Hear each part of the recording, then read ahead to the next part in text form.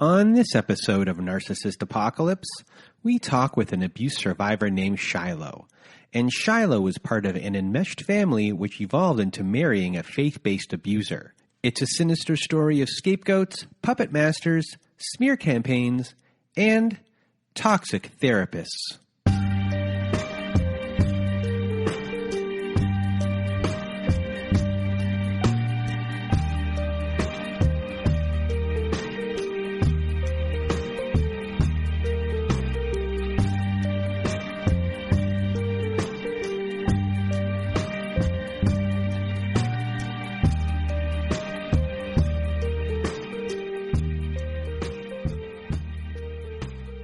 Welcome to Narcissist Apocalypse, everyone.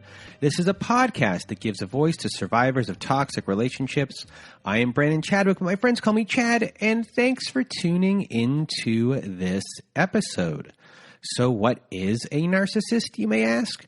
Well, for the purposes of this podcast, we refer to a narcissist as anyone who has displayed a pattern of behavior that shows a limited capacity to appreciate others' perspectives. It is that simple. And now, before we get to our episode with Shilo, if you have not been to our website recently at narcissistapocalypse.com and you want to be part of our show, go to the top of that page. There's a button that says guest form. Click that button and away we will go from there. We can never have enough stories, so please do send them in. Also, if you want to be part of our Letters to My Narcissist episode compilation, episode number 6, and you can go to our website at narcissistapocalypse.com. Side of the page, there's a floating button that says send voicemail. Press that button, records up to 5 minutes. Press it twice, records up to 10, and so on and so on. We are accumulating these letters for volume 6 of that episode. And if you do not want to read the letter yourself and you want me or my old pal Melissa to read it for you instead, just send us an email at narcissistapocalypse@gmail.com. And everyone, if you want to be a supporter of the show and you want to be part of our Patreon is like our community forum group. You know, on there we have our forum. We have episodes that never made it to air. We have episodes that are with former guests and more. We also have support groups on Wednesdays and Saturday nights. They're women's support groups from 9 p.m. to 11 p.m. Eastern Time. We do that through Zoom. And we're adding a bunch more things over the next few months. More stuff will be added. It's like a Facebook group on steroids, and it's much safer than Facebook. It's away from Facebook, harder to find. So if you want to join our community group, go to patreon.com/narcissistapocalypse. And if you also want to help us this week, and as we have in the last couple weeks, by filling out one of our questionnaires. It'll be in the show notes for you to click on the link. And we are giving away 10 $25 Amazon gift cards for people that participate. We're going to have a raffle on, I think it is September 1st, 2021. So, you know, we're trying to get demographics of everyone that's on the show. You notice we started to advertise. And so please do that and help me out, help out the show. So 10 $25 gift cards will be given away on September 1st. All you got to do is fill out the questionnaire that will be in the show notes. So thank you in advance for doing that. And now we are going to talk about this episode with Shilo. This is one of the most interesting episodes we've had about enmeshment. It's one of the one of the most, what's the best word to use? I don't know what the best word to use. It'll be politically incorrect, whatever word I was going to use. It's a story that is really hard to wrap your head around in some ways. It's really sinister. It's a sinister story. However, at the same time, Shilo has a good sense of humor, has a dark sense of humor, and we laugh a lot during the episode. We joke around a lot. We talked before We started for a little bit of time. We had good rapport, so we knew that we could kind of bounce or joke around a little bit. So please don't get offended by that. And, this is something you have never heard before. And if you have heard it and you went through it, it's unfortunate that you did too. But this is a faith-based abuse story, and it goes beyond what you could have imagined in a lot of ways. And you keep on listening to the end. There's even a big twist. I even at one point my voice goes really high because I'm in shock at a certain point. It's a really, you'll learn a lot. We don't point out as many things as we do in other episodes. The story in itself is one big warning sign. So for everyone who also hasn't listened to our episode that we recorded last week, or it was out last week with Natalie Hoffman from flyingfreenow.com, go listen to that because that's a faith-based abuse interview that I did, and it's really interesting, and it goes hand in hand as a good complementary to this episode as well. Also, we mentioned two therapists in this episode that are friends of the show, which are Shreen Pekar and Colleen Marie. I'll leave their information in the show notes as well. And if you want to get a hold of Vienna, who was mentioned in this episode, who's also had an episode at the end of December 2020, Vienna does natal charts, and they're fantastic. So if you want her to do your natal charts, get a hold of me. I'll get a hold of her. I'll put you guys in touch, and we'll go from there. And now, without further ado, here is my episode with Shilo. Welcome to Narcissist Apocalypse, everyone. With me today, I have Shilo. How are you? Good. How are you? I am good, and we chatted for a while. I talked your ear off. I think we were talking for 33 minutes to be exact, and I talked for 30 of them. And thank you for listening to me. So we had a good time. We are now going to hear your story. Your story is quite interesting. It is partly Christian abuse. There's therapist abuse in here as well. And it's a really interesting story. And unfortunately, you've gone through this, but you're going to help a lot of people today. And you're about to really hear a really interesting story. And we're going to point out a lot of things, and it's going to be really helpful. So thank you from the bottom of my heart for being here with me today, Shilo. And the floor is now yours. Okay. Where do I begin? At the beginning. That's a good start. That's where I'll start. Yes. Okay. So I grew up in a very abusive home. My dad was very abusive, mostly towards my mom. And I would consider myself the defender of my mom. So anything that happened to her, I would step in, and I would get in physical altercations with him. I would do everything in my power to protect my mom. And I had a little sister who is a year younger than me. And she was if these situations happened, she would kind of hide out. She wasn't a part of it. So it was just me. And our household was very chaotic. So that was my normal. And as time went on, my parents separated, and I thought it was the best thing that ever happened. I thought our lives are going to change forever. This is going to be amazing. And I think I was 12 or 14. And my dad moved out and moved in with his parents. And we didn't really speak to him or talk to him for about a month. And it was amazing. And one day my mom comes in and says, "Hey, your dad's coming over for dinner. We're going to try to work things out." And I was like, "Oh God, you got to be kidding me." I said, "I don't want to be a part of it." And I just sat on the phone and talked to my friend and said I wouldn't be a part of it. He came over and said I had to be a part of it. And I said, "No, I'm not going to be a part of it. I wish you and Mom would divorce. If life is better without you. So he hit me in the head with the phone while I was talking to my friend. And I walked out and said, Mom, this is crazy. Why are you letting this happen? And she said, you need to be quiet. You do this every single time. You involve yourself. This is ridiculous. So I got angry and I had to unload the dishwasher because she was making me do chores. Unload the dishwasher, and I threw all the silverware at his feet. And they said I was out of control and that they put me in a mental hospital. I had police officers carrying me out from both my arms and both my legs. I couldn't pee without a police officer being next to me. And they took me to a mental hospital where I sat in a cell for, I think it was like midnight to the morning time.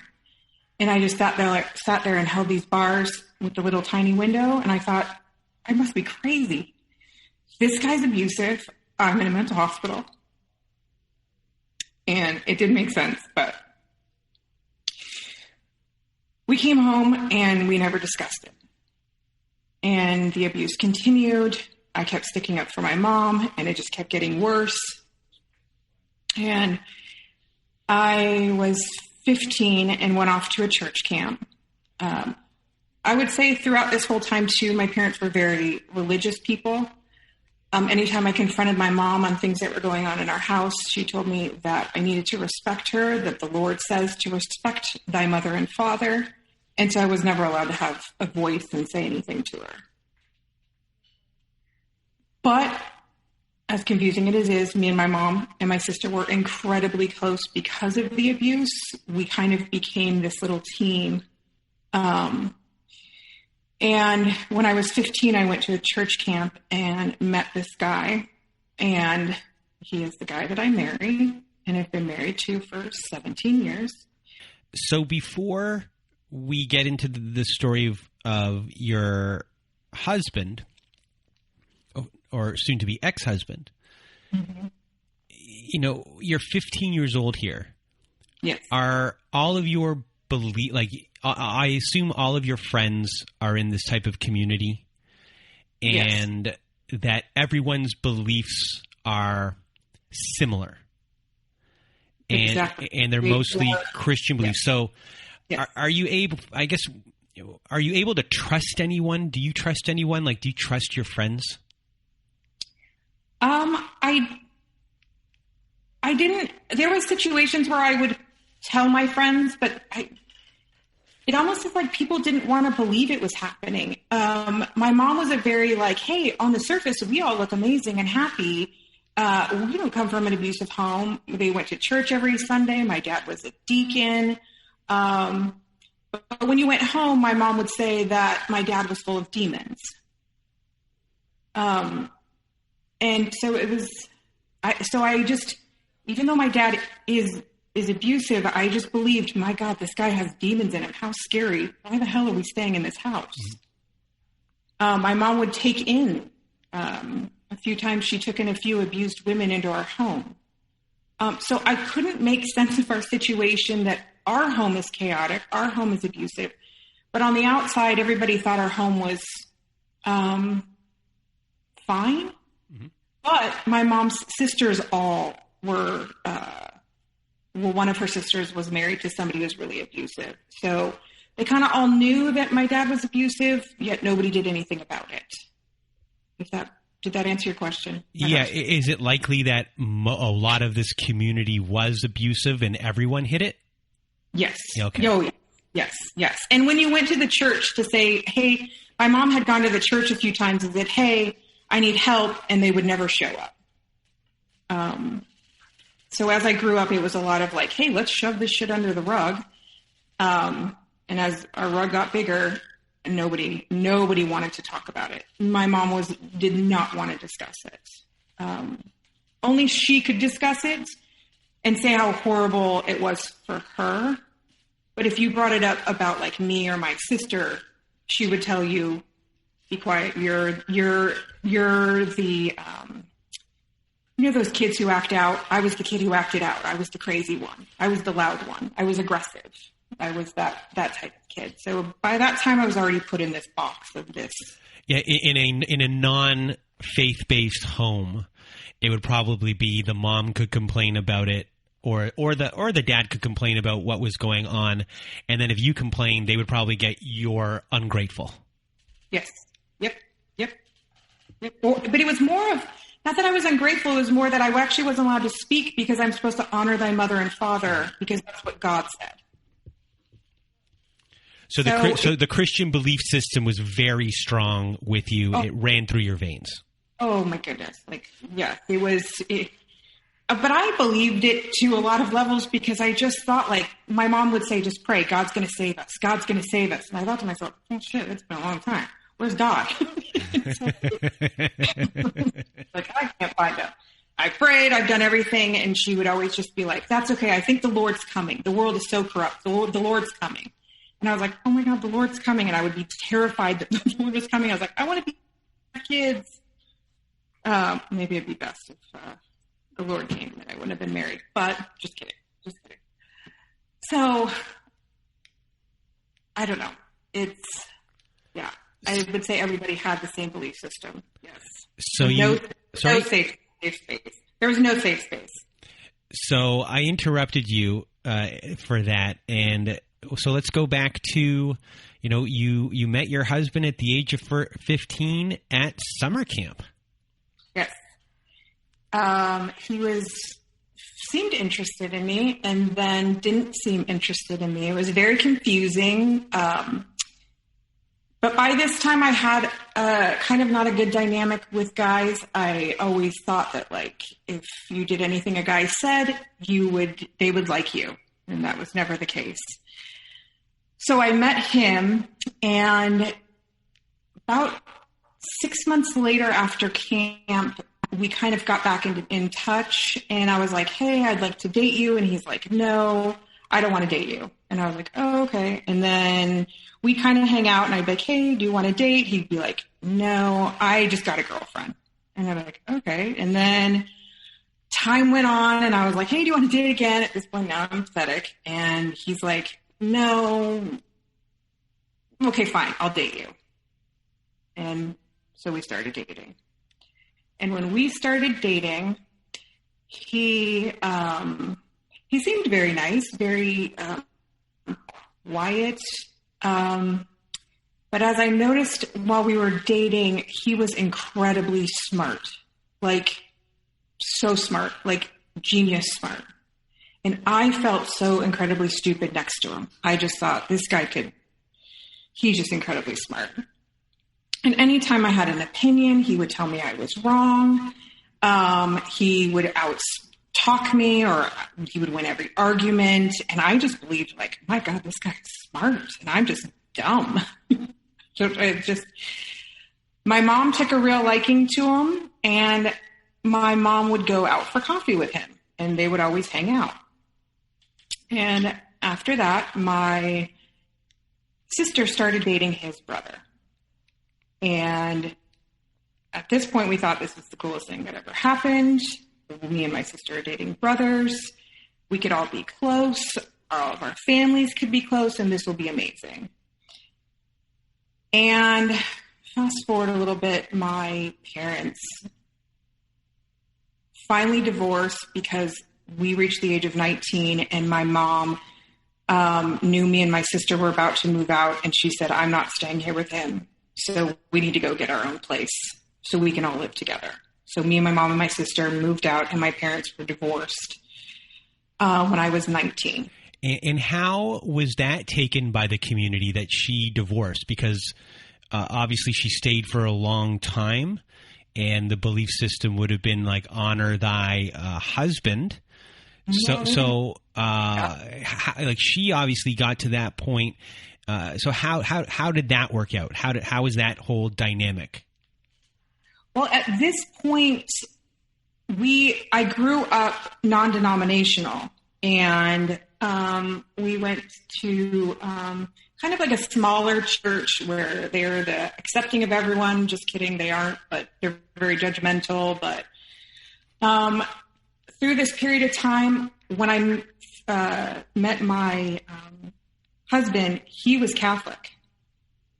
So my sister was also dating his brother, who's Catholic. And at this point, my sister started to transition and become Catholic for her now husband. So it was kind of a weird shift how we kind of went from non-denominational to Catholic to becoming Catholic. My mom also jumped on that bandwagon and became Catholic. And through that, she had to get an annulment. She had to have witnesses to really see if she was even allowed to divorce my dad, which I think is absolutely crazy. It took about 1.5 years before she was allowed to marry her husband.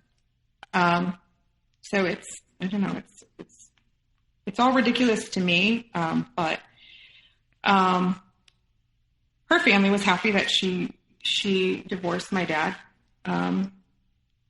Through that, I don't know. With the divorce, it wasn't really frowned upon. It was probably more in the Catholic Church that it's frowned upon. Okay. So they, what was I saying? Sorry. They,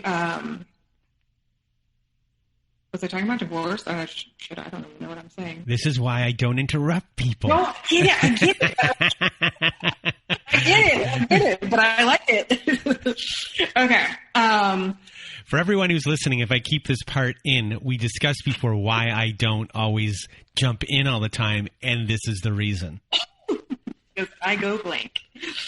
So my parents divorced at 19, and it's kind of just me, my sister, and my my boyfriend and my sister's boyfriend. Our families started to all kind of become close, and at this point, my dad starts to exit out of the picture. He does try to get back together with my mom. My mom kind of considers it, and then she just realizes my kids are not going to allow it. I'm not going to. She wasn't going to do it. So at this point, we just kind of decided to kind of go no contact with my dad because he was, I don't know. He was a lot. He just was a lot. So my dad shortly there married somebody else. I'd probably say within 1 year of them getting divorced, my dad married somebody. And at this point, I had no contact with my dad, and that went on for about 5 to 6 years of no contact whatsoever. So we started dating these boys and hanging out, and we were all very close, but there were a lot of red flags. And it was a red flags, I would say, of my mom got very close with these boys, and anytime I stood up for myself, they would gang up on me. They would tell me I was wrong. They would tell me I didn't have an opinion. They would tell me, no, you have to do that. I would go and say, hey, I have issues with my relationship. My mom would be like, right, it's because it's your problem. It's not his problem. He's an amazing guy. And I just started to believe these stories. I thought, well, if you put me in a mental hospital when I'm 12 or 14, I got to be the crazy one in these stories. So I married my husband, and 6 months later, my sister married her husband. And how old are you at this time? I'm 24. So you're 24, so you've known him for 9 years. Yes. And your mom's relationship with him, is it odd to you? So at the time, I didn't think it was odd because at that time, my mom would go to the bars with us and drink. My mom was, she just seemed like one of those moms that just seemed like a cool mom, but she also, on the other hand, was a strict mom. So for instance, I lived with my mom till I got married, and I had a curfew of 1:00 until I moved out of the house. She still made me go to church. My husband was not very good at finances, so she stepped in and said, this needs to be taken care of. Like, she was just in everything we did.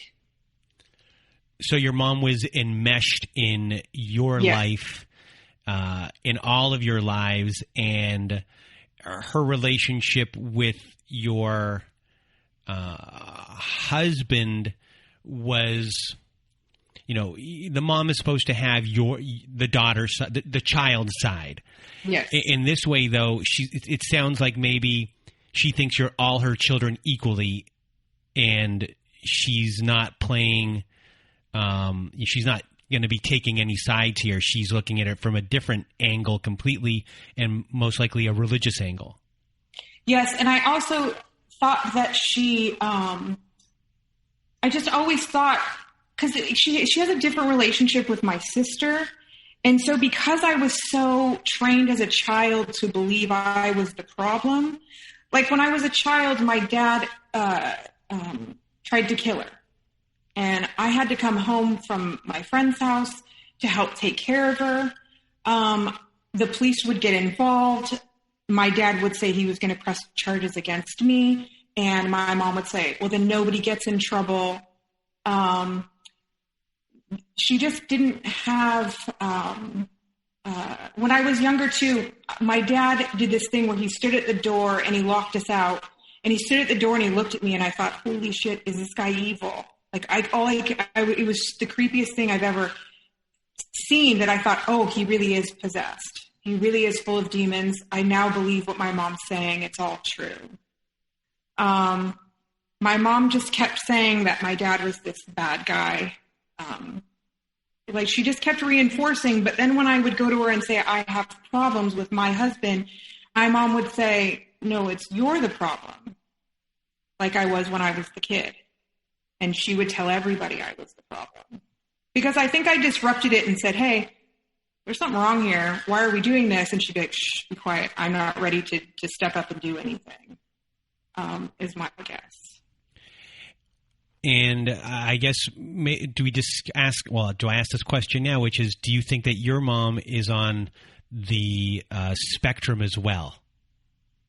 I do. Okay. I would never have thought that until the story unfolds. Mm-hmm. That sounded so cool. Like, just wait, it's all about to happen. She is, yeah, I would say she is. I'm still debating it because I have a lot of, I think I do my own gaslighting. So when I got married, my mom did not want to live by herself, and my sister 6 months later was getting married to her husband, and my mom didn't want to live alone, so she asked if she could live with me. So I got married, and within a couple of weeks, my mom sold her property and moved in with me for 1.5 years. And I didn't think anything was wrong with it because I thought, well, we're so close. We should all be close, and this is how we should all do things. And my sister bought a condo right next door to me, which her husband was totally against. I could understand that. I thought, we're all so close. This is so fun. And after 1.5 years, my mom bought her place. And when we lived together, my mom and me bought a condo together in the community that we lived in. Me and her purchased a condo together. But my mom said, hey, I'll put it in my name, because my mom also likes to do everything her way. So my mom said, let me do everything, and we'll own this condo together. So we own this condo together. We still do to this day. And we get, my mom moves out, moves into her own place. I sell my condo, I buy a house, and my mom buys the house right next door to me. Moves out of her condo, moves into the house right next door to me. When I purchased this home, I said to her, can you please buy me out of my share of the condo, because I don't have enough money to do this. And this is when the market was skyrocketing. So this is before the crash happened. Buy me out of my share of the condo so I can put down for this house. She said, absolutely. That's a great idea. Then she would own the condo outright all by herself. She paid me out $18,000. The market crashed. And my mom said, no, I'm not doing that anymore after I purchased my house. And she said, you owe me the money. And I said, this is absolutely insane. Like, who does this? She said, I never said that. I said it was a loan. And I said, are you serious? She's like, yes. I said it was a loan. I never said I'd buy you out of the condo. And I was like, oh, this is crazy. So I went to my sister and I said, this is insane. At this point in time, my sister's husband took the opportunity to get everybody to go against each other. I didn't talk to my mom, my sister, or her husband for a year. And at this point, my sister was suffering from severe anxiety, like a debilitating anxiety. And I couldn't quite figure out like what was wrong with her. Like, why was she so, like, it was really sad to watch. Like, I just thought, like, I just lost my sister. Like, I don't even understand what's happening. And then this thing happened with my mom. They sided together, went against me and my husband.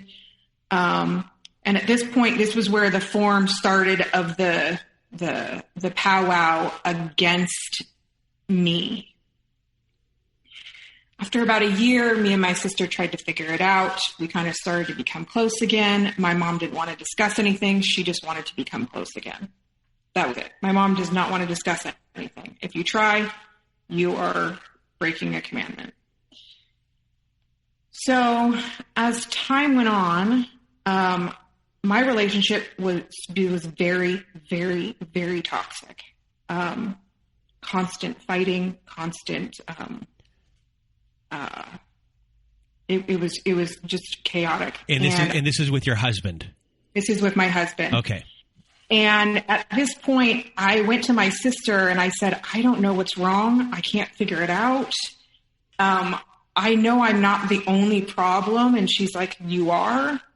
And I thought, this is crazy. And I said, maybe I just need time away.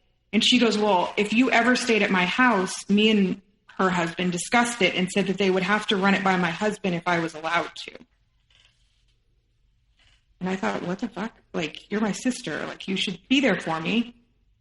And I just couldn't understand. Every time I went to my family for help, they would tell me I was the problem. So I went to my... Sorry, I'm just going to interrupt for 1 second, just so I can, I guess, explain things. So right now there's a serious enmeshment of the whole entire family right now going on, where everyone is in everybody's business. And who is the person that you're having problems with your husband? What are like the issues that are going on? And then I guess at the same time, who was the ringleader of, blaming you for everything and that it's your fault, and then creating the smear campaign against you to make the others believe that it was you? So it did start when I was a kid. Anytime things were brought up, I would bring it to people's attention that something was wrong. My mom would shut me down and tell me something was wrong with me. So it was already in the works. So those seeds were sown when you were little. Your sister believed those seeds as well, and you kind of believed them as well in a way, but you were very confused because deep down you knew you haven't done anything. Yes. I forgot to mention this, but when I was 22, I think, we weren't married then, but me and him broke up because our relationship has kind of been toxic since I met him. So I'm just trying to just make it easier for everyone. I guess so whenever you're having a fight or something like that, something breaks down, you're being abused emotionally, verbally. I'm not sure if it gets physical. You go to your mom tells you you're the problem. Does your husband also say that you're the problem as well? Yes. And he will say to me, everybody believes this about you. You're the only one who get on board and believe it. And does your mom and him have conversations about you? Yeah. So when I was younger, when we started originally dating, they would always go out for coffee. So this is real. Yep. I don't even know what the word was going to come out of my mouth, but whatever it was supposed to be, you understood what I was about to say. I did. So these boys caught on right away that, oh, cool, she's been the scapegoat, so we have somebody to blame that we never had, like, our bad behavior will never be shown because we have somebody to blame because this mom is already blaming her. score for us. So she, when I was 21, me and my husband at the time, he was not my husband, but we had broken up for a period of time. And my sister and her husband, but boyfriend at the time, set up this intervention with all of our friends that we used to hang out with and said that I wasn't living a correct life, that I was out partying, probably sleeping around, that I was drinking alcohol, and that they were all concerned for me. And I thought, what on God's earth, why the fuck am I here? This doesn't make any sense. I'm out having fun. I'm 21, and they're all in on this. So my sister's husband has been from the get-go on it, planting constant seeds throughout the existence of really to the outside world, if that makes any sense, to our friends, to our family, to anybody he could talk to. He was constantly planting seeds in such a covert way. It's actually frightening. Yeah, I was about to say this is all very sinister. Yes, it's so creepy. It's like, so fast forward, there were things in my marriage that, for instance, my daughter had severe eczema, severe skin peeling. It was the worst time ever. I tried to start up a business, and my husband always played this like, you're a stay-at-home mom. I want to support you. I'm here for you. Yet throughout our relationship, there was no support. Our daughter suffered like severe eczema. He was never there to do anything. And then when you called him out on it, he would have some excuse. He just has these conversations now, which I know are called word salad. But these conversations, by the end, I'm saying sorry or I'm losing it. Like I had a lot of reactiveness because when I was a child, I would react to like, how come this is happening? And now I'm married to somebody and I'm like, how come this is happening and nobody's seeing it? Am I going crazy? I suffered a miscarriage, and he worked through the whole thing, and my kids would come in and out of the bathroom, and he just worked through the whole thing. And I thought to myself, seriously, like, we just lost a baby and you could work through it? Like, I don't get it. And my mom was in town, and she wasn't there for me because we actually had this girls' weekend, and she thought it was more important because people flew into town that she was with them than being with me. My sister did come and help me because I think that through this, me and my sister were so close. Unfortunately, through these circumstances, these people are capable of ripping everybody apart. So I just started to notice these things. I would get deathly ill, and he would say, I have to work. He worked all the time. And I just thought to myself, this cannot be a normal marriage. None of this is normal. And at this point, I started to like really lose it. And I went to my mom and I said, I got to come visit you. Like, I can't, there's something wrong with my marriage. And she finally agreed and said, okay, you can come, without talking to my husband. And my husband didn't help me. I was losing my marbles, and I called her and I said, God, he's such an asshole. Like, he can't even help. Like, I don't understand. And my mom said, how dare you call him that? You are so ridiculous. You're selfish. Who do you think you are that you get to speak like that of him? And I thought, what the fuck is happening? I said, Mom, I'm not coming to visit you. Like, I can't. I need somebody on my fucking side at this point. Like, I need somebody. She goes, you're crazy. Another time we stopped speaking. Then fast forward, we had this huge falling out between me and my sister and her husband. Side note, my family never sticks up for me. So my sister wants to, but she knows she can't because she's being orchestrated by her husband. So as time went on, my sister had no thoughts of her own. It was only the thoughts of her husband. And meanwhile, I thought my marriage was bad, but I didn't think my marriage was this bad until it starts to unravel. And so me and my sister, her son is very aggressive and very, I don't know. He just was kind of like this.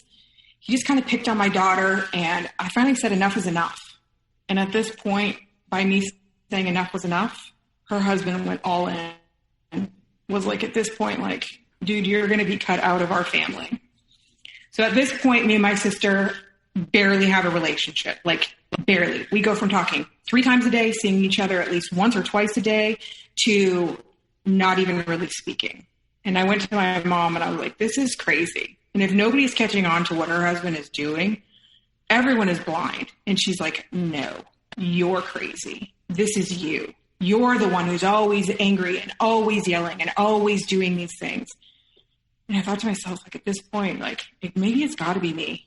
Like seriously, like maybe I have no gut instincts. Maybe I am so wrong here. I am losing my marbles. So I decide it's best that I go get help. And my mom's like, because I said, I'm going to have a nervous breakdown. And she said, a nervous breakdown is your choice. And if you want to choose to be crazy, that's on you. But you have a choice to actually act normal. So at this point, I'm starting to figure out, like, is it me? Am I going crazy? And so my mom's like, you need help. And my sister said, hey, you know what? I know this great therapist. You should go see her. And I was like, I'm desperate at this point because I must be the fucking problem. Like, not one person has sided with me. It's got to be me. And the day I walk in and see her, I sit down and she says, you're the fucking problem. And I thought, thank the Lord. Finally, a licensed therapist tells me I'm the problem. Finally, I've been delusional this whole time. This is amazing. And I leave. I call my mom. I say, Mom, I'm the problem. She goes, I know. She goes, I'm sorry what you had to go through as a kid, but finally you figured out what the problem is. I continue to see this therapist for a month. And at this point, my husband decides to see her. And he starts seeing her. And I was like, well, this is awesome. He should get help. I didn't again. Ignored the red flags. So he started seeing her. And I said to her, do you think this is appropriate? Do you think that you should see him? And she said, absolutely. I am literally going to save you. God is on our side. I'm going to save you. We have a lot of work to do. You have been through a lot, but yes, this can be amazing. She said, I want to see you guys separate, and then I want to see you together. And I said, okay. So as I was seeing her, she was telling me my mom was emotionally absent. She gave me a book called The Emotionally Absent Mother to read. She would pray with me during sessions. I really felt like she was hearing me. And it was amazing for the first time, like, holy shit, somebody's hearing me. Somebody's understanding what I'm going through and making sense of it. But at the same time, she's also told you that you were the problem. Did she tell you what you've done wrong? No, and stupid me didn't ask. I think because I was so embedded in, and I could tell you a million stories to make this story make more sense, but we don't have time for that. But it made so much sense when she said it. I think I was dying to hear somebody say that was not a part of my family, hey, you're the problem. So I could believe what they were saying because my gut was like, no, alert. There's something wrong with this family. And I was like, I think there's something so wrong with this family. But when she told me, and I was like a licensed therapist who doesn't know my family, told me I'm the problem, I must be the problem. And I was willing to accept it, and I was willing to get help. She's like, I think you need to have a psych eval. You're very, very messed up. And I thought, I know, I get it. I get it. This person should be arrested. Well, it gets better. So, sorry. Better or worse? Worse. Okay. This really gets better. Well, so you can understand why this is so incredibly frustrating. So she starts to see my husband. And then we start seeing us together. Now, every time I did a session, I came home and he said, well, what did you talk about? What did you discuss? What did you figure out? And I would tell him everything. Everything. And then when he did his sessions, he would tell me nothing. And I thought, that's weird. But he's like, she just doesn't tell me anything. And I believed, what is he going to say? Because my husband is a man of no words. I barely exist. He never talks about anything. I barely know about his childhood, except for the same 3 stories he does on repeat about his family. I know his family is I have my own theories of his family, but that would be a whole nother show. So as we started to see her together, she kept telling me all these like small things. She was telling me, well, you're doing this wrong. Well, you're triangulating. Well, you're doing these things. And at this point, I didn't even know what narcissistic abuse was. And she's like, you're doing all these things. You need to work on it. And she's like, I don't know if you've ever heard of inner child work, but your inner child needs to be put in timeout. You need to go put yourself in a corner. And I thought to myself, what the fuck is happening here? What is this inner child stuff? Why would I put myself in a corner? I can't even understand it. And I was like, and at this time, I also was starting to get more involved on Instagram, was starting to read more things, and then putting it like, how come this doesn't make sense? I've never heard somebody say inner child and put yourself in timeout, but maybe she has a different, I don't know. Because she agreed with me about my mom. And so I really thought, like, I have this woman's trust. She really sees it, that I've actually been traumatized, which has made me crazy. And I just kept going with it. So this therapist, in a way, is telling you that you're the problem, doesn't tell you why you're the problem, earns your trust by actually, giving you these kernels of truth about your mom and these other parts of your life where you're feeling seen and heard by her or anyone for the first time in your life. It's an independent person, and that is a big one. So why should I not trust this person? I mean, you're being abused here from all angles. The fact that you were talking on the phone, right now, I think is pretty amazing. Thank you. Like, that you were able to maneuver your way out, and we're not even close to where we are anywhere in the story for that even to happen yet, but it's pretty amazing. Like, I'm pretty blown away that you're here. Thank you. Oh, you're gonna make me cry. Good job. So as we started to see each other together, I noticed she was telling me these things that I needed to do. And then she looked at me and said, you need to take a weekend off. And she looked at me and she said, you need to leave him alone. He needs to have rest. And I thought to myself, what the fuck? He needs rest? Like, what? Like, I feel like he's the problem. And I get it. I have my own problems. But how come, and so she said to him, what do you think about your family? And he goes, I have the perfect the perfect childhood. And she goes, no, I don't think you do. I think there's something there, and there's something there we need to dive into. And every week we never talked about him. We only talked about me. And I thought to myself, well, this is a waste. Why am I doing this with him if we're not getting better? And there just seemed to be like these things that were off.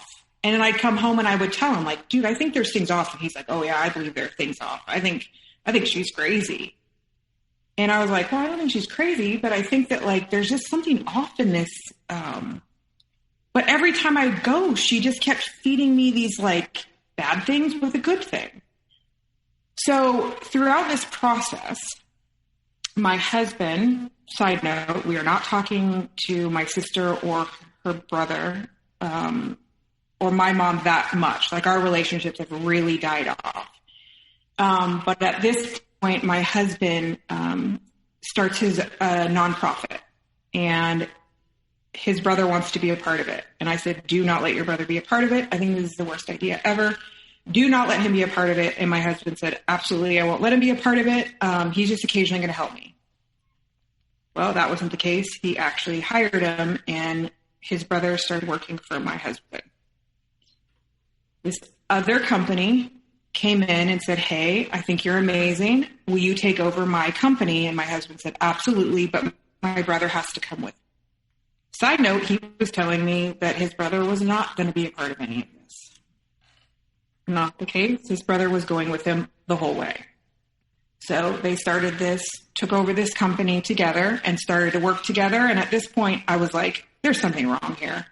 I'd go to my therapist and she'd say, you really need to start having more compassion and be more accepting. And your husband is a man of God and you need to take care of him. And I was like, okay, fine, I'll do this.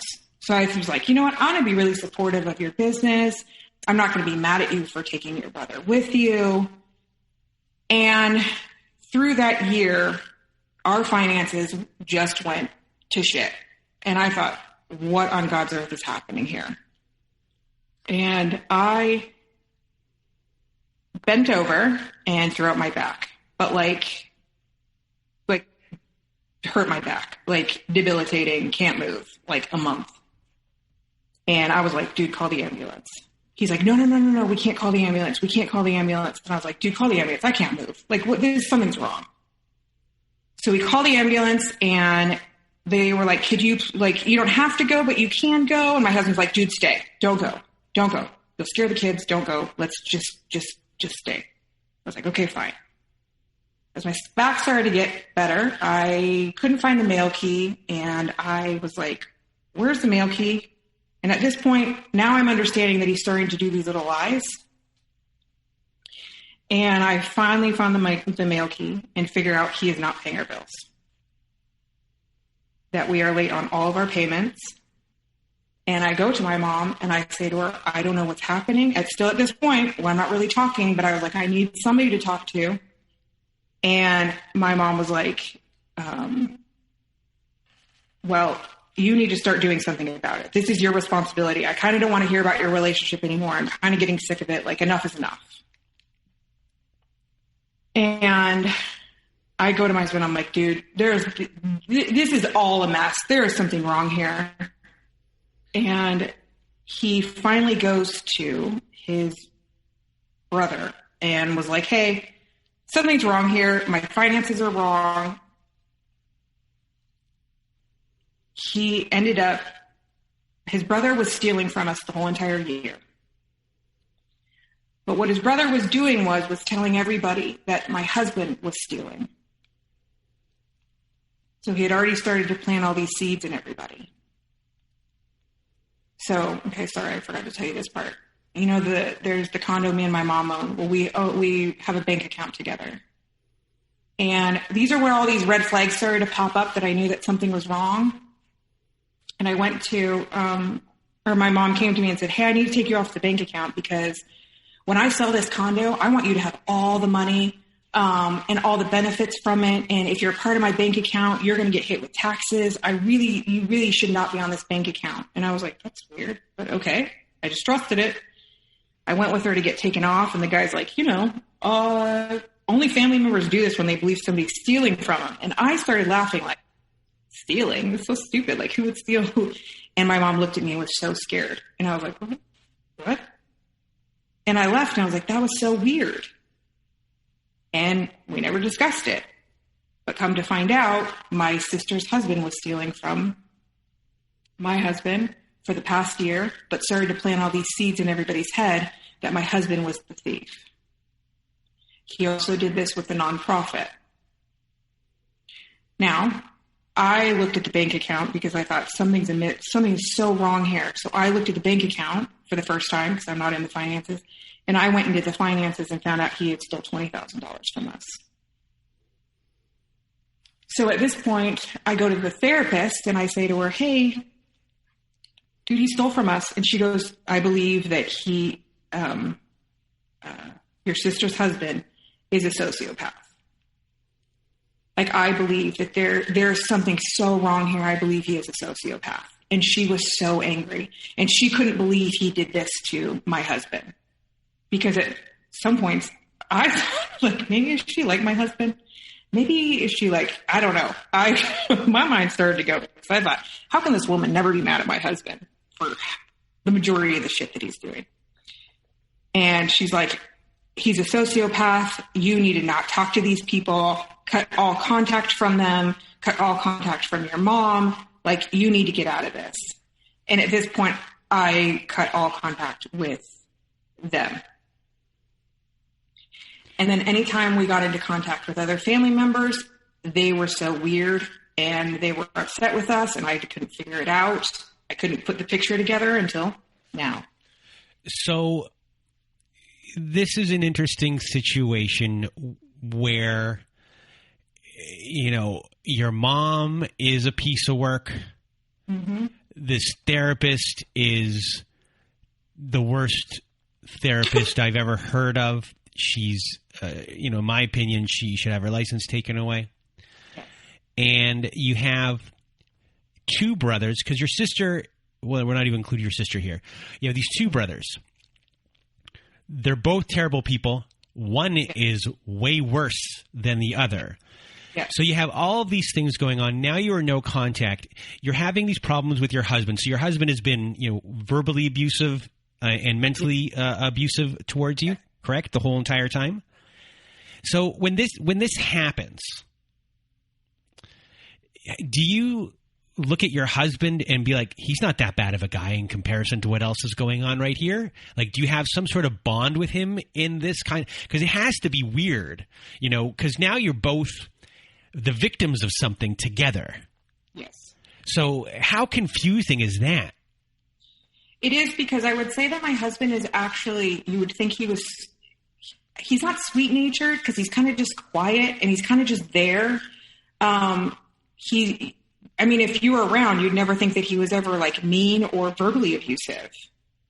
He did things so quote covertly that you were like for instance, remember I told you the story about my dad with the demons in his eyes and I was terrified. One time we were fighting and it got really toxic and I started yelling at him and he goes, "Oh my God, do you have demons in your eyes? Is there something wrong with you?" "Oh, there must be something wrong with you. You must have demons." So he would do stuff like that all the time, that anytime I was vulnerable or shared those types of stories with him, he would use those stories against me. Or he'd push my buttons so far that I would react and then he'd be like, "Oh, you're abusive like your father. Now I know what your mom's talking about." And so I always, because my mom kind of made me believe I was my dad, then my husband made me believe I was my dad. This was just the repeat in my head. But I was reacting to kind of like, he just kept poking me. And I don't know. So a lot of those stories would. So those are the stories that I could go off of, but I think that's take us forever. Yeah, no worries. So when these things happened and now you're no contact, what is your relationship like with your husband at this point? Does it bring you somewhat close together? No. So, okay. Well, kind of, because at this point I said to him, "I told you. Like, I have all these gut instincts, and every time I have these gut instincts, they're always right. And everybody always tells me I'm wrong." And I said, "I told you." And he goes, "How dare you?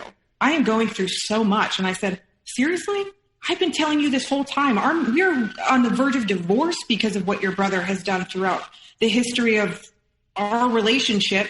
And I said, "And at no point did you stick up or defend me. And now you want me to support you?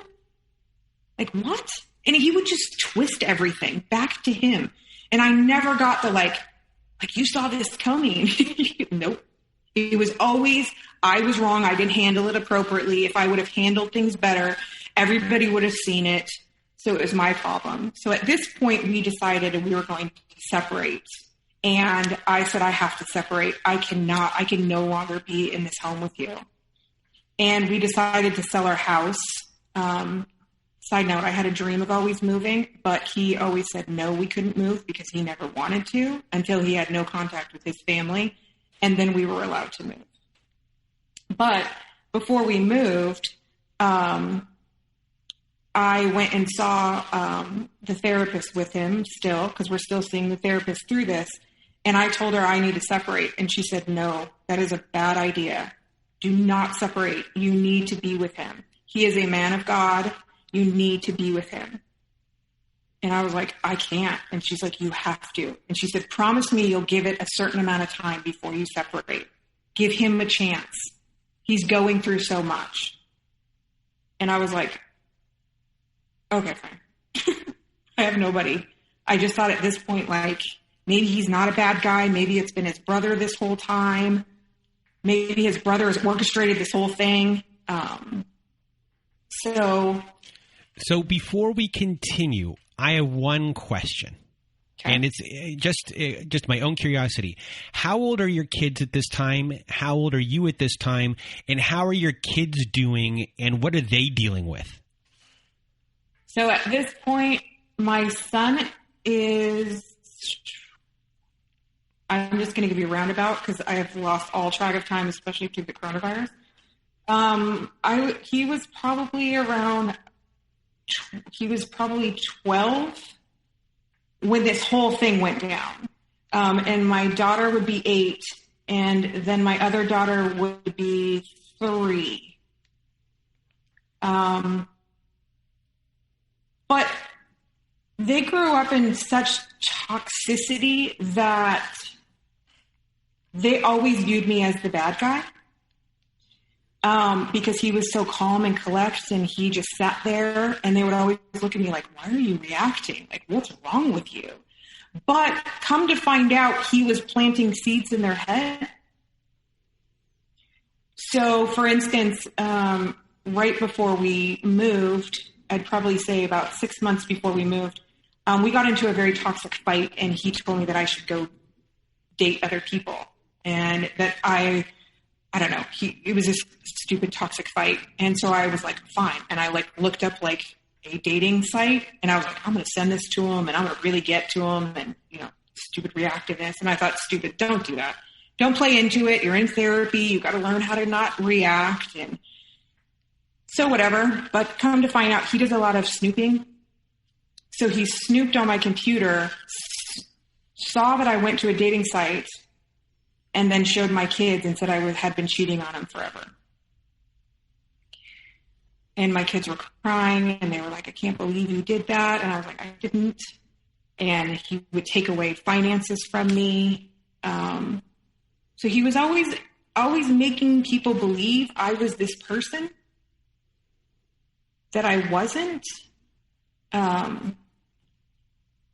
Occasionally, we would kind of get into a pushing match, and then my toe would cut him, my toenail would cut him, and he'd take photographs of it and store it on his computer, and then he would show my kids and be like, your mom's really abusive. So those things were always happening, but because I had this narrative in my head that I was the problem and that I was reacting, that I was the problem. And so I went to him and said, I don't think I can do this. And he said, she said, you're supposed to be with me. I don't know. She's telling you. So maybe we should do this. And all of a sudden we got this opportunity to move to California for 3 months. We were going to move. We sold our house and we were going to move. We were supposed to separate, but I made the decision because my therapist said, we moved to California we're supposed to only be there for 3 months. But because we moved right when the coronavirus happened, we had to get a rental as soon as possible because we were going to go from California to Nashville and I said I would only do a 3-month trial with him. That was all I was giving him. So he better like smarten up by that time. And if he doesn't, then I really want a separation. And he agreed to it. So we moved to California, and we moved into this tiny little house on the beach, and it was incredible. It was amazing. But at this time, I'm still going through the process of the fact that, like, I couldn't believe that his brother had stolen from us, that everybody is siding with his brother, and anyone who came into contact would be weird and bizarre. And it was exhausting, and I just couldn't make sense of the whole thing. And so we lived there, and I had no contact with my family. And so it was just us 5 living in this tiny little house. And I started to look on Instagram and figure out, like, what is this narcissistic abuse stuff? Like, what is this about? And then I came across your podcast, which, holy shit, changed my life. I started to see everything he was doing, and my mind was blown. I was like, holy crap, this is all happening. And as time went on, everything he was doing was worse. Everything just kept getting worse and worse and worse. And he knew I had no contact with anybody. He had no contact with anybody either. So we were just kind of like just us. So I decided to see a therapist that was on your podcast, and she helped me tremendously. And I thought, what? This is what a real therapist is? And my mind was blown. I was like, oh my gosh, this is not how my other therapist did things. This is so crazy. And as time went on, I started to open up more. No, our 3 months is up. We're going to separate. And I said, you need to find a place. He said, absolutely not. I'm not finding a place. And so I said, fine, I'm going to move back to Arizona. And he stayed there. And before I was leaving, he was telling me that our therapist we went together said that I had borderline personality disorder.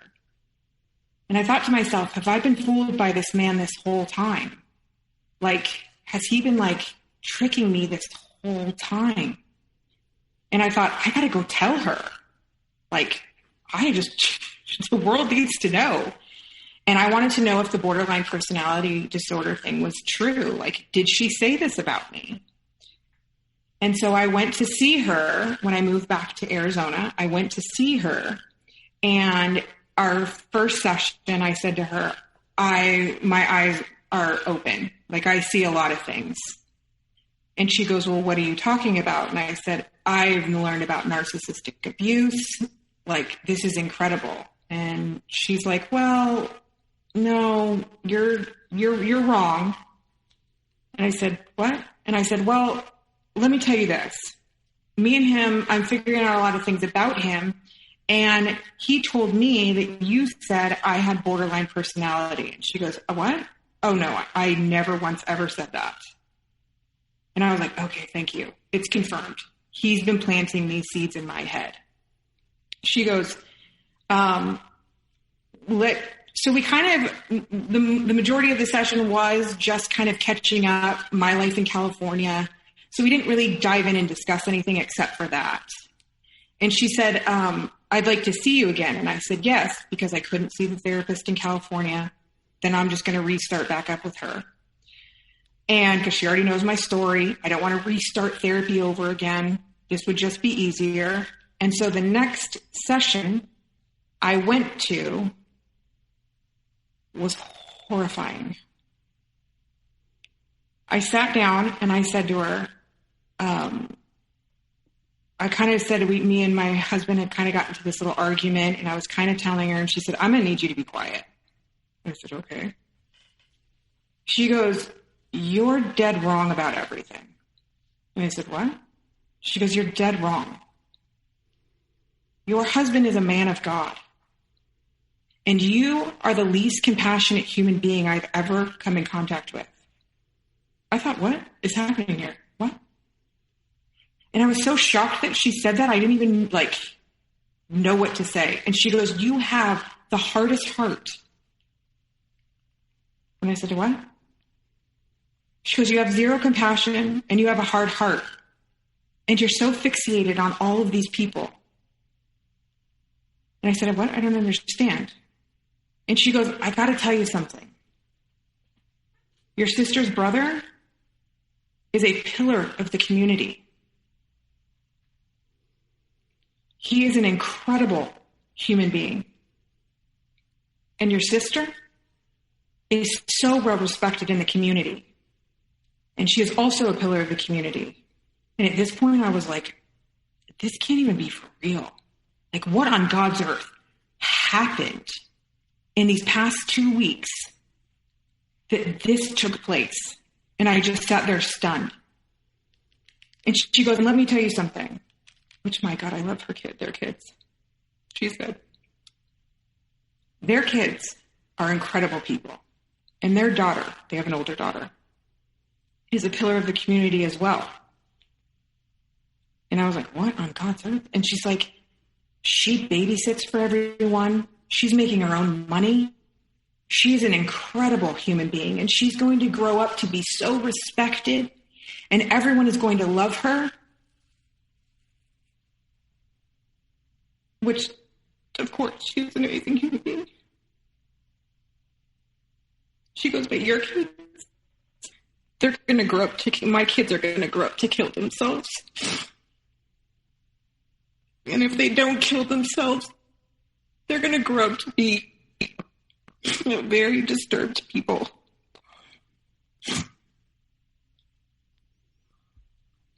And they're going to have something wrong with them.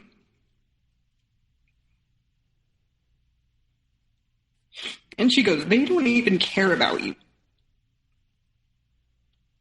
You are not a conversation in their home. They have moved on from you. You're the one who's trapped in this.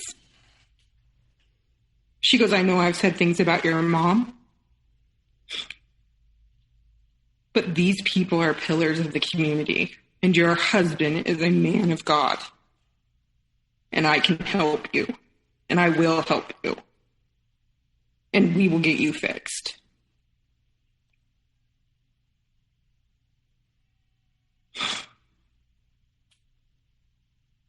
I was like so disturbed. I didn't even know what to do. And she said, let's make another session. And I said, okay. Like such like an abuse victim. Like, okay, I'll do it because I'm so scared.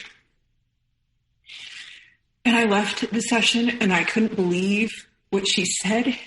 And I went to my husband and I said, I can't believe they have gone to my therapist and they have convinced her. And I was like shaking. I felt sick. And he was so angry. He's like, holy shit, what are these people doing? And then I thought to myself, holy fuck, the whole entire time you were there, you were doing what they were doing. And he goes, yes, I did what they were doing. I convinced her that you were the problem.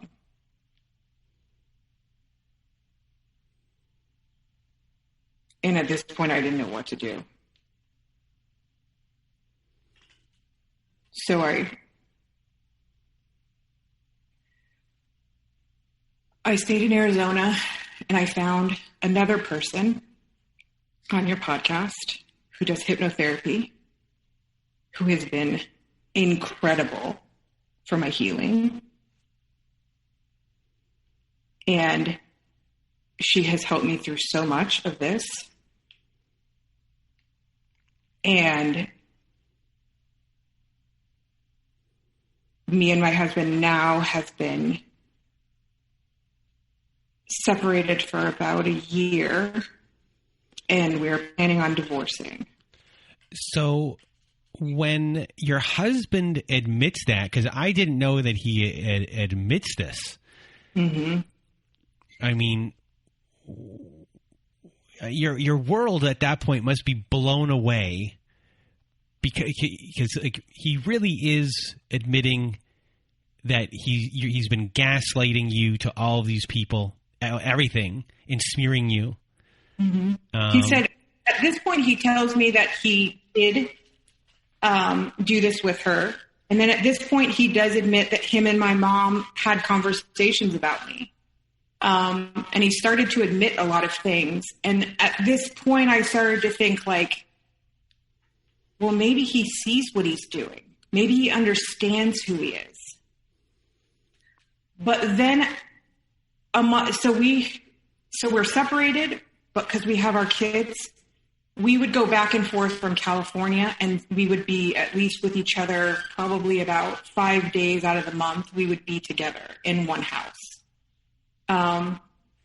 So that way he could see the kids, and it would be a transition because I would go to California and he would come to Arizona, and it's a very difficult separation. But he starts to admit to all this stuff, and I just think to myself, well, maybe at this point, maybe we'll have healing, because it's like I don't understand what goes on in my mind. But I think at this point he admits it. So I think like, oh my God, if he admits it, he understands it. And then I have a conversation with him. No, he does something and I call him out on it. And then I bring up the therapy and he's like, I didn't do that. What are you talking about? And I'm like, what? He's like, I didn't do that. What are you talking about? He does that a lot in our relationship. So a lot of stuff he'll say, but then he'll like switch it. And then I'm like, at some point I said, I need to start recording our fucking conversations. I was just going to say to everyone listening, record your conversations. Yes. Record them. And so I get sucked in a little bit, but then I know I check myself and I was seeing, can I say her name? You can say the name of both of the therapists. Okay. So I was seeing Shireen and she was helping me through it to kind of bring me back to, hey, you need to see this clearer and remember that these were the things that were happening and all these things. And then I would go to Colleen and I would do hypnotherapy. I really started to get into tarot cards, which have been a godsend, which helped me through everything, which is funny, growing up in such a spiritual house. And that's Shireen Paykar and Colleen Marie. Yes. Amazing, amazing, amazing lifesavers.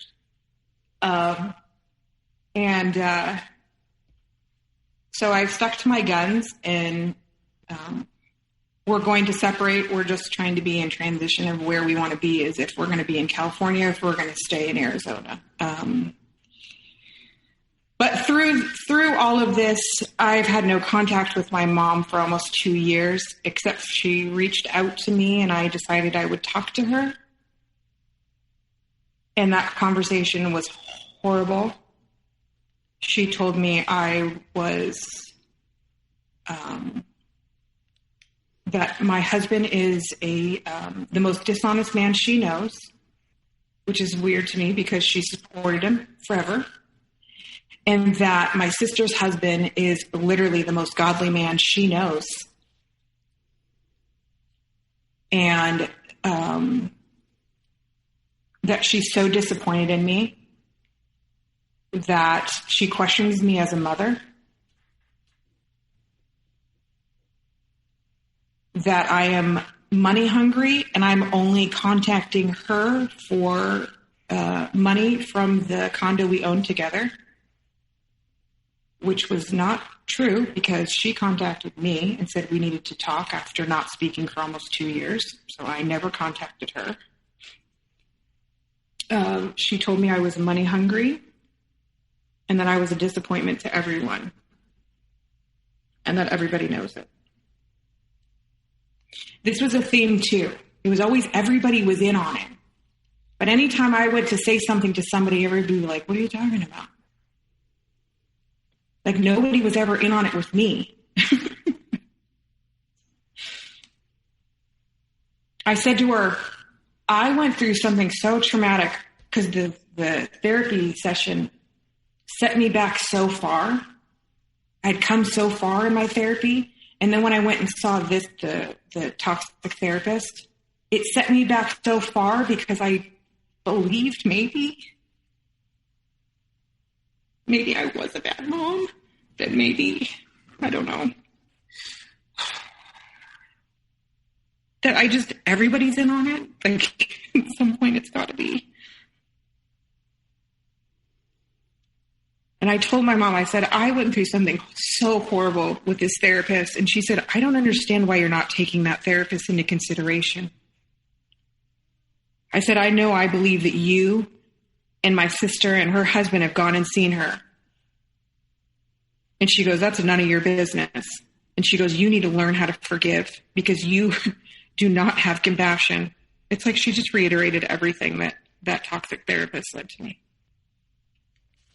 And that just happened a month ago. And then she has tried to reach out to me and tell me that I'm a bad mom, that she's left messages on my phone, that I'm a bad mom. She's blocked, but apparently blocked messages still come through. Your life is like Invasion of the Body Snatchers. I know you find that funny, but because we both have a dark sense of humor, we found that out before the show started, that, you know, everyone here is being brainwashed. Mm-hmm. And you're the one that they're still trying to brainwash to fall in line with whatever is going on. Mm-hmm. And since you're not the one that's falling in line, you are the scapegoat of this whole... First, it was just your family. Yes. Now it's a whole community. And, you know, just like in the movie, the person that's supposed to be on your side, when you leave, they go in and all of a sudden that person's gone. Yep. And it just continues to happen. And then you feel like maybe your husband here, or your soon-to-be ex-husband, that that the real guy might be still inside of him, and he might come out and like get this all web tangled away. But we'll find out soon exactly, you know, where he is. But this is truly a horror film, and you've had to live this your whole entire life. Mm-hmm. And honestly, as I said earlier, it's miraculous that that you've not gone insane, that you've not gone completely mentally like put into a psych ward. Because how can you go through this constantly day by day and not? And I mean, I don't know. We'll get there, but I don't know what kind of work you're going to have to do. But I mean, like the fact that your brain is still able to function, in my opinion, is just a miracle. Because I think it's incredible because of people like you and your podcasts are opening people's eyes to what these people are actually capable of doing. And I also believe we carry this through generations, and there are people who are generational stoppers. Like if you have this fire or power inside of you and know it's wrong, I've seen a tremendous difference in my kids just by me standing up for myself. Our relationships are changed. My kids see me differently than they did 2 years ago. I still don't have a voice. I want justice. I want them to be seen. I want them to be exposed. And maybe that's not what the purpose is, but, so sometimes that's the thing that kind of keeps you bogged down, is these people can continuously do this and never be seen. But maybe it's not on my time, or when it's supposed to happen, it's supposed to happen. But I'm doing this for my kids, and that my kids don't have to go through, I mean, on some levels they will. They've experienced and they've seen things, but I get to change that for them when they get married or when they have relationships, that they will get to see some type of healthiness. Because I repeated what my parents did. And in a different way, but I did repeat it. And we repeat the cycle until somebody says, oh, God, enough is enough. So I know you're never supposed to diagnose someone, and earlier on it was stated that, you know, your mom might be something. Mm-hmm. Your mom's evil. It's funny that you say that, because when I had the conversation with her, I was crying and like being vulnerable and saying like, this is hard. And she didn't cry once. And I thought, if I didn't talk to my kid for 2 years, I would be bawling.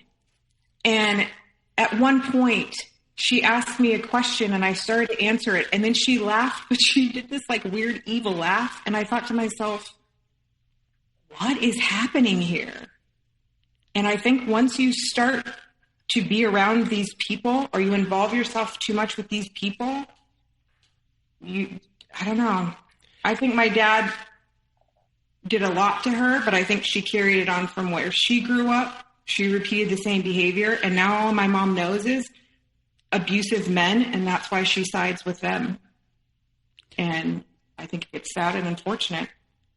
It's funny because I feel like I married my mom. So I feel like my husband and her are so similar. And now that I'm figuring it out, I'm like, okay, my purpose is that I had a lot of unhealed things with my mom that I was carrying through my husband, because he did the same thing as she did. Your mom's a puppet master. Oh,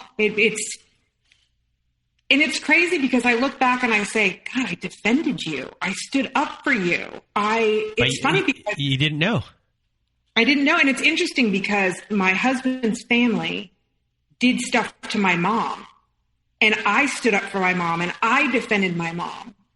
And she still threw me under the bus. And she threw me under the bus with Mitt, like my toxic therapist. Oh, I didn't even say the best part. Well, it's not the best part. What's the best part? I went to go turn in that therapist. Oh, you did? And she is not a licensed therapist. No way. For the past 3 years prior, she was, I knew I should have, I had my notes, but I was not, I was so nervous. I'm so sorry. She was not licensed when I saw her, and I turned her in, and they told me they can't do anything about it because she's not licensed. They have no control over her. No way. Who is this person? So I remember I emailed you once and I said, what do you do about toxic therapists? And you're like, turn them in. And I was like, oh, okay. Oh, so wait. So I've talked to you before and I didn't know it? I emailed you a year ago and I said, oh, I want to share my story. And you said, okay, send it in. And at that point, this is right when the therapist thing happened. And at that point I lost my shit. Like I was like, I fell apart. I couldn't tell my story if I tried. And so I had emailed you after that and said, hey, what do you do about a toxic therapist? And you're like, turn her in. And I was like, oh, okay. So I went to turn her in. And it's funny because she saw all of my friends in therapy. So all of my friends had gone to her for therapy. She even saw my dad's wife in therapy. So she just caught on to all the family. Is there only one therapist in town? No. So there's a church that we had all kind of attended, and she says she goes through and rehabilitates churches, that she can save churches from failing. And so she would go in and do this. I don't know if that's true or not, because one time I said to her, oh, are you a licensed therapist? Because I didn't check. And she got mad at me, and I thought, why are you so mad? And she goes, I've lived a hard life. And I said, oh, I get it. And I let it go because I thought, oh my God, I offended her. I'm so sorry. You have someone playing therapist. Yes. And destroying lives. Yes. And I can't even turn her in. Wow. Yeah. So everything she did, or that they all did, I can't do anything about. And he said, you could maybe take her to court, but the problem is that she took all the notes. She labeled you as crazy. It's not going to go anywhere. Wow. So this is why it can be frustrating that these people keep getting away with all of this. This is crazy. Yeah. And I'm sorry, whoever is listening, I didn't mean to use those words if that offended you. This is, I don't even know what a word to replace that word with, but whatever it is, that's what it is. Insert your own word. Insert your own word right there. Wow. Yep.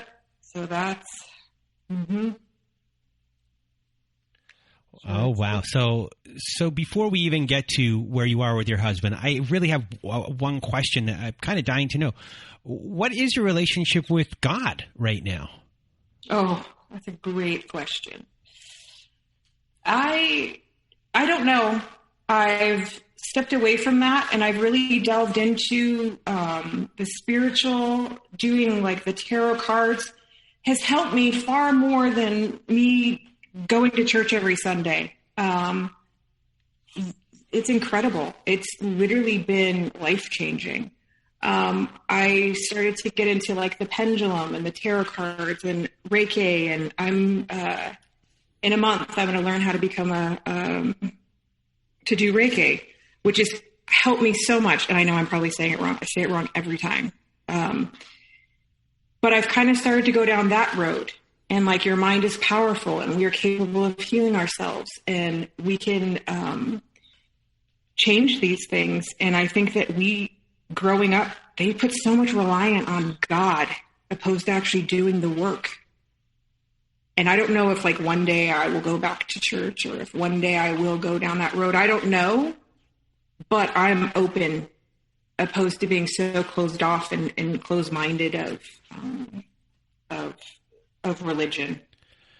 So I think it was in January, maybe end of December, we had a guest on the show named Vienna. Big shout out to Vienna. You know what's up? What's up, Vienna? And she does natal charts, and she did mine. And, so cool, right? And it's spot on. So whoever wants natal charts, you have to go to Vienna, because she does great work. Mm-hmm. It's so spot on. It's scary how spot on it was. It is. Yes. So I just had that done, and it was mine. Yeah. I was like, wow, this is incredible. Where has this stuff been my whole life? It's been in the, stay in line with God type of, and it's not that I think that religion is bad. I don't. I just think there's so much shame wrapped up in religion, and people cannot live their lives and be who they are in it at all. So you got to this point with your husband, mm-hmm. and, he's showing emotion in the sense of understanding possibly what has happened, or there's some recognition he's smeared you. Mm-hmm. The point of view of where that's coming from, is it because he's been hurt, so this is his way of, I guess, bonding in a way? Like, I'm going to give myself up because I've been the victim here as well, so now I'm going to do this. And does he eventually take it back? I think he understands who I am, and I can be very forgiving or second chance kind of, like, even with my mom. Like, I even said, like, we can heal and have good conversations and like figure it out, but people don't want to see their shame, or, people are really stuck in hiding it until the day they die. And I said to him, like, I think he knows that, like, I'm understanding, and I think he knows how to play me. And I think that he, throughout this whole thing, has said, like, oh, I did that with her. And I jump on and I'm like, oh my God, he admitted to it. This is awesome. Now we can have healing. And then a month later, he rips it away from me, and he plays this game with me where he just like lures me in, and then he's like, no. And then lures me in, and then no. And it's very difficult going through this process that maybe I could have been a lot stronger. I don't know. I don't want to blame it on anybody, but that I have no support. These people have managed to get everybody around me that at the ounce of me getting help is stepped in and taken away from me. And I think he knows now, like, she's standing up for herself, and she's gone outside of this, and I no longer have the control and power over her, and he's losing it. That doesn't mean he's going to change. I don't. I believe what happened in his family and what has caused them to do what they do. There was a lot of evilness done when they were kids, that they grew up to be like this. And I don't think he's as bad as his brother, but I don't think that that's the life that I want to live. There's a different purpose for me, a different purpose for my kids. So now that you are separated, you are living apart. What are the next steps for you? You've hired an attorney. Are you going through the divorce process without them, splitting up things? What are you? Are you kind of terrified of what's next? Are you excited? Are you nervous? I guess what are the biggest, obviously you're going to be a single mom. So what are your biggest concerns? Because I'm sure they're coming out of a community like this. Not that a community like this is always going to be like this, because yours is to an extreme, because it's your mom who's the ringleader here. So where are you, how are you feeling and kind of going through this process? So as of right now, we lived in California and Arizona, and then now we're in Arizona. We have to be in this house together because we're just going to move to California, and we're going to proceed on getting a divorce and doing all that in California. My family is like sending us letters here. There's some weird, I don't know, that they know information about us, so we need to be out of Arizona. And he knows that too, because I think at some point, sometimes maybe his business is at stake with his brother. So getting out of Arizona and going to California, we are going to stay separated. And then I think once I get a little bit stronger and a little bit, it's scary because sometimes I heard it's worse than the actual relationship. So I'm just trying to get stronger and stronger. I met with a lady who I had found on Instagram who kind of helps guide you through it. So I met with her, and she kind of gave me some helpful pointers. So as of right now, I'm just trying to get healthy, and I think being separated seems the safest as of right now, until I can get a little bit stronger to go through the divorce. Obviously, there's so much to unpack about your whole entire life of, like, who knows, what issues you may have kind of going forward. Is that something that comes after you go through this process, or is it something you're doing during it? Like, are you talking about like a healing process? Yeah, like healing, but also like figuring out, like, you gives people second chances. So working on, like, how do I, not do that during this process, or like creating new value system for yourself. Yes. Is that something is it one thing at a time here? Yeah. And that's one thing I've been working on right now. And so I found this lady who, I call her my energy lady, but me and her talk a lot about inner child and being safe in my body, and what do I feel when these situations come up. And that has been incredible. That is making me stronger every week, trusting myself, learning how to trust my gut, how to learn how to stop gaslighting myself. And so as time goes on, I'm getting stronger and stronger, and learning how to stop reacting, and all of those things, just kind of like sitting with myself. And so I think once I get a little bit stronger and kind of, I think I'm so terrified to divorce because I don't want to lose my kids. And how are your kids handling this? They're handling it great because I've actually been in charge of it, most of it. Like, he's allowed me to have the kids the majority of the time. So I don't know. I don't know if he's defeated. And so he's just like, I can't win with her. I don't know. Maybe the universe is saying, hey, this girl needs a fucking break. I don't know. And the more you just kind of keep, plowing forward, being a positive, good role model, proving whatever everyone else said about you wrong, your children will see it, and then they'll realize that, as long as they're not in anyone else's hands and they're away from everything, they'll see that it was all a lie, and that like you are a capable person who is a solutions person when given the opportunity, with no one sabotaging anything. Because I think that too, they start to show their true colors once they start to lose control. And I think towards the end of all of this, he started to lose control and his true colors were coming out. And I think my kids were like, whoa, we thought it was her the whole time. And it wasn't. And I think that my kids have started to see the fact that, like, I've had to have hard conversations with them. They were best friends with my sister's kids.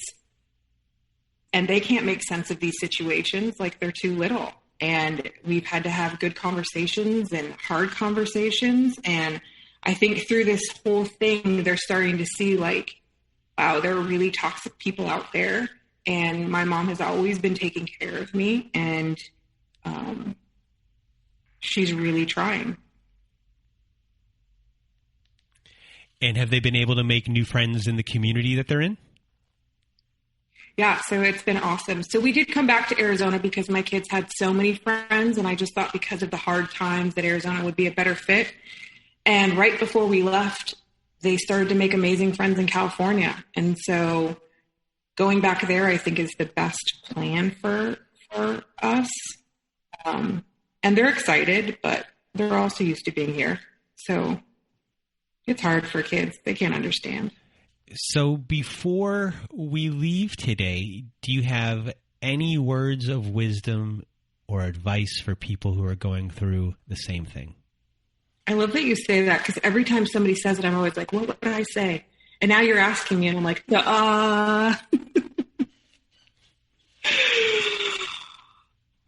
trust your gut. Trust it. You are not crazy at all. You are not. And the more you feel crazy, the more you know they are doing something to make it happen. Trusting yourself is key to your healing and to getting your power back. Sorry, I wish it was better than that. I really was like... I put you on the spot. I apologize. You did, and I'm not good at that at all. So, Shilo, this is the end for us. We reached the end. You did it. I did. I know you were really nervous. Everyone, she was really nervous before we began. I still am. Oh my goodness. We're in the stretch run. We got like 2 minutes left at most. And, I think you're amazing. I really do. Thank you. And you've been through so much, and you still have a little bit of ways to go here. And we're all with you. If you need anything, you can call me anytime. And thank you and all the people who have shared your stories have been, I literally couldn't be here without any of you, and it's been amazing. So thank you. You're welcome. And, when it comes to, everything that you have been through, you were strong going through it. You're strong right now, and you still have your whole life ahead of you. You're not old. You got a long time to go, and you got a good. You're going to do the work, and you're going to heal. Your kids are going to grow up, and they're going to be happy, and they're going to not have to deal with the same things that you did, and they're going to lead a great life. And you got them there, and you stopped the generational trauma. You stopped all of this stuff. You did, and only you did. So you should be proud of yourself. I'm trying to get there. I'm trying to get there and be proud of myself. And, so from everyone who's listening, everyone today is giving you the biggest hug in the world. The biggest hug. Just feel it right now. Take it in. And, I'm giving you one too. So from the bottom of my heart, thank you so much for being here today and sharing your story and helping so many people. I know you're going to help at least one person. So thank you. And for everyone out there listening, from Shilo and I, we hope you have a good night.